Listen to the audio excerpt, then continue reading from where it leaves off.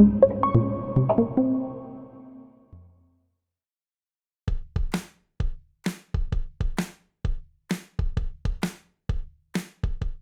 came into it because I knew that I wanted to do something, I really wanted to do something that uses what I have, that uses my skills. And I used to wait tables for a long time, and I love being able to create something and being able to share that with them and have them, being able to help them tell their own stories. And also with the pandemic and everything else that's going on, I feel like social emotional learning and working with drama activities and just acting and writing and all of that, I feel like they need these outlets, and I just think art is just wonderful therapy for everybody. I mean, I remember when I was a teenager, I kept a journal. I still do. And I would just write, because if you write something, it's out of your head and you don't have to think about it or worry about it anymore. It's gone from you. It's sort of out. And, I think everybody needs that, And so, yes, it's very gratifying and I really enjoy doing it. I'm creating something, I get to be creative, and I get to pretty much do whatever I want in the classes. And last year, the company that I worked for, everything was online instruction and everything. So they had asked me to do a series of educational videos for the classes. And in these videos, I do storytelling, and then I do a lot of theater games that I demonstrate theater games, and then I do quotes and a lot of social emotional learning activities. So that opened up a whole new thing, just like now I'm using editing skills and I'm using, now I'm actually using these skills and getting paid.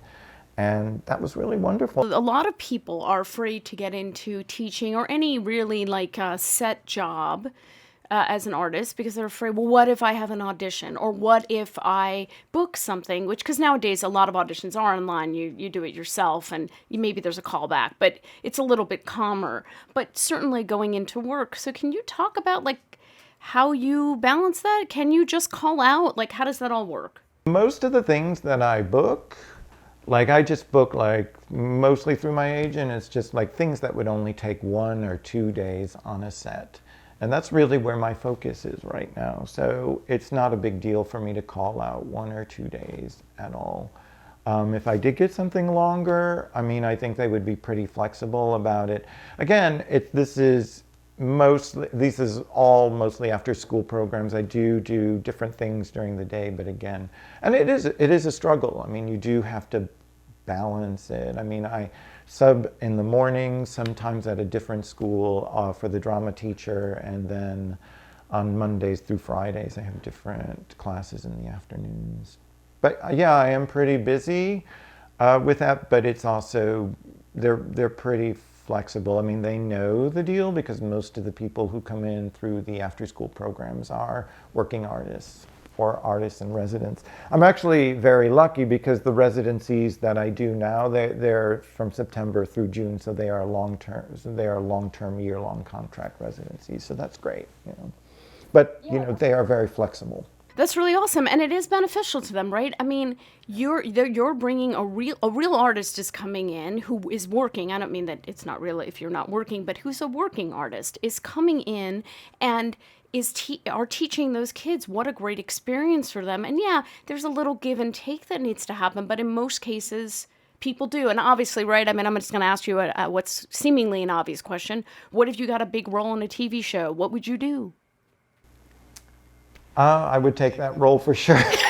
Exactly, right? You'd find someone else, maybe another teaching artist to fill. No, it's easy getting a sub. It's not that hard. Right.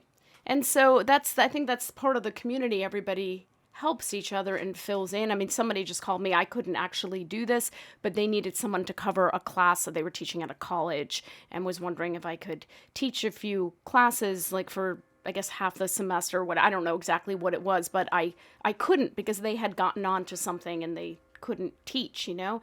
And, it's all about how each program works. I'm sure some schools frown upon it, but others get it. You know, they want their teachers working so they can say, the church bells are going off, everybody. I don't know, the bells are tolling for us, but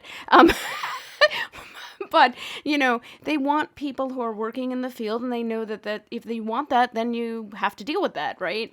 So I just think there's all these myths, and that's why people end up taking jobs like waitering only. And I do want to say I got into real trouble many years ago when I was young, because I knew somebody who was an actor, was a bit older than me, and decided they weren't going to be pursuing acting as a career in any way. They were maybe going to do some small theater, but they were done. And I made the mistake of saying, so what are you going to do for a living? I mean, obviously you're not going to waiter. And he said, well, I actually earn a 6-figure salary because I moved up to really high restaurants, and I actually like it. And it was like, oh, how horrible. Of course, that's a real job, but it's a job that I think people fall into by default because I think it's the only one for them. And I tried waitering for 3 months, and I got to tell you, I sucked at it. I was terrible. I couldn't carry everything. I'm a klutz. Like, it didn't, and it's funny because I used to dance, but I cannot carry, like, it was just a disaster, and I didn't like the work environment. It just wasn't for me, but it did give me respect for waiters. Everybody should do it for a month, I think, but, be great, eye-opening. It's true what you said. I mean, I think for many years that I thought, well, what else am I going to do? I mean, I can't possibly, so it almost was a self-esteem thing, it was like, I can't, this is it, Right, and you have all these skills. You're a good communicator because you're an actor. You know how to write. You know how to present yourself. You've taken great training that you can pass forward. You don't have to be broke or in a job that you hate, right? You might love waitering, but if you hate it, well, there's other things you can do. You don't have to go back to school or give up your dreams.